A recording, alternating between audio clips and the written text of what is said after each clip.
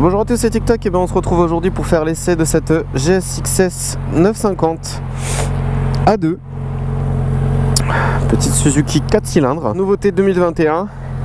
Petite moto bien sympa déjà au niveau du look. On va partir pour faire l'essai. Donc là, cette moto m'est prêtée par Yam65 que je remercie. Ouf, ah oui. On a déjà une sonorité qui est sympatoche. Alors on va y aller tranquillement parce qu'aujourd'hui il fait pas très chaud.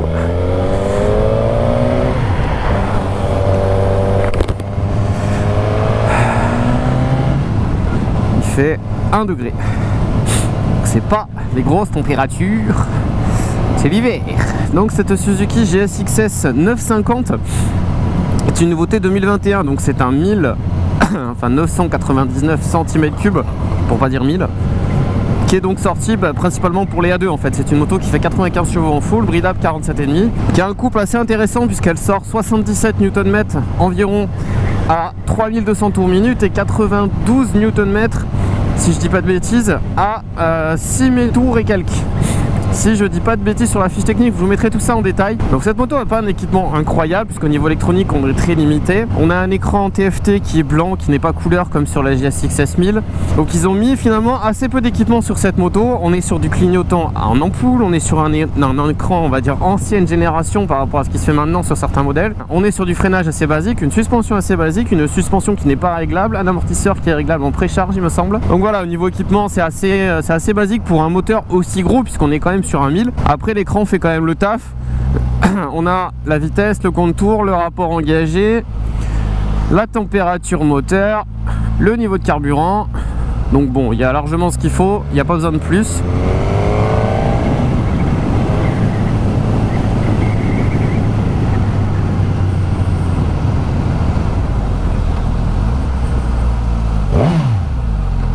Alors, au niveau sonorité par contre, c'est plutôt sympa. Le pot est d'origine. Là il n'y a aucune option sur cette moto. Après on peut rajouter des choses, on peut rajouter un saut de vent, on peut rajouter une ligne, on peut changer les clignotants, on peut mettre du LED, on peut faire un tas de choses. Donc le prix de cette moto est de 10 399 €, ticket d'entrée, bridé A2. Sachant que cette moto existe aussi en full au même prix. Donc au niveau de la gamme, si on compare en 4 cylindres, eh bien, on sera sur la CB 650, la CB qui est quand même beaucoup moins chère. Et après au niveau des 4 cylindres, eh c'est à peu près tout. Par contre on est quand même sur un tarif qui est relativement élevé pour une moto A2, bridée 4 cylindres, puisqu'on est sur des tarifs, l'équivalent de ma F900 par exemple, on est sur une Ducati Monster. Au niveau de la position, là je suis bien, je suis pas en avant, je suis plutôt droit. Le guidon paraît très fin, alors il est un peu droit et c'est bien parce qu'il est un petit peu reculé, par contre il est large. Alors je sais pas trop ce que ça peut donner au niveau des virages. Elle paraît pas très lourde, pourtant elle fait quand même 214 kg tout plein fait. Hauteur de selle, on est à 810 mm, donc là je touche l'avant des pieds avec les bottes moto. Alors par contre la selle est quand même assez large. Donc je peux pas poser les deux pieds à plat, maintenant je peux poser les deux par terre. Et au besoin j'ai quand même un bon pied d'appui. Donc ça c'est quand même pas mal. Je vous rappelle que je fais 1m67 et là-dessus je suis quand même assez confort. Bon, au niveau accélération pas de problème. C'est un 4 cylindres, c'est souple, ça marche très bien. Alors je sais pas ce que cette donne, je sais pas ce que peut donner cette moto en full bien sûr. Bon, par contre on sent pas trop le couple, c'est encore le défaut qu'on retrouve une fois de plus sur ces moteurs, sur ces 4 cylindres bridés. On prend pas un coup de pied au cul, c'est déjà le cas sur tous les 4 cylindres. Maintenant c'est une moto qui fait le boulot. On a un agrément de conduite qui est quand même hyper confortable. C'est une moto qui est hyper intéressante je trouve à la conduite. Elle est souple, elle est facile.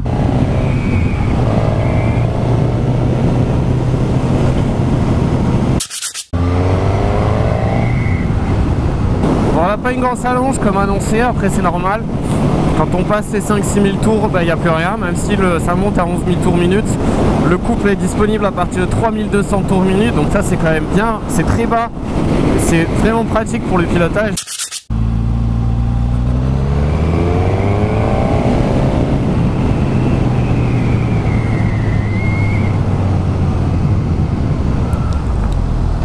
Bon, le freinage, ça freine très bien de l'arrière. Et ça c'est quand même vachement rassurant. Elle est bien équilibrée, donc au niveau de l'angle de braquage, franchement on est pas mal. On peut faire un petit demi-tour sans se faire peur, sans basculer, sans poser le pied Ça c'est quand même plutôt sympa. Au niveau du freinage, donc on est sur du freinage assez basique finalement. Le frein arrière fonctionne très bien, le frein avant fonctionne super bien aussi. Vraiment, il n'y a aucun souci là-dessus. On peut choper les freins, on se fait pas peur. Donc petit défaut par contre au niveau des feux LED à l'arrière, les clignotants en fait c'est de l'ampoule, c'est dommage qu'ils aient pas mis du LED. On a quand même un look qui est vachement sympa malgré que les feux soient assez gros, ça aurait été plus sympa d'avoir un feu un peu plus fin. La salle passager paraît assez rigide, les cale-pieds sont quand même assez hauts. Par contre sur la partie arrière, avec le bras oscillant et la ligne là, qui est vachement sympa, c'est très esthétique. Là on voit une petite déco sur les côtés, donc ils ont rajouté, ça rend très bien sur la moto. On a des très belles écopes, des très beaux assemblages au niveau du carénage. Pour les rétros sont faciles à régler, très simples. Petit défaut par contre, le levier d'embrayage n'est pas réglable. Par contre le levier de frein est réglable. Donc ça c'est la petite nuance.